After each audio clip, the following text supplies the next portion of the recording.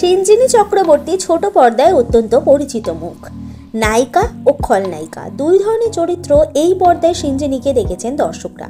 উমা ধারাবাহিকে প্রথম নায়িকা হিসেবে আত্মপ্রকাশ করলেও সেইভাবে দাগ কাটতে পারেননি তিনি, কিন্তু পরের ধারাবাহিক সন্ধ্যা তারাতেই ছবিটা বদলে যায়। খলনায়িকা হিসাবে নিজের পথ আবিষ্কার করেন সিঞ্জিনী। এরপর স্টার জলসায় অষ্টমী এবং জি বাংলায় পঞ্চমী দুটি ধারাবাহিকে খলনায়িকা হিসাবে দারুণ সফল হন তিনি। এবার আসছে চিরসখা, যেই ধারাবাহিকের মাধ্যমে ছোট পর্দায় নায়ক হিসাবে ফিরছেন সুদীপ ও অপরাজিতা।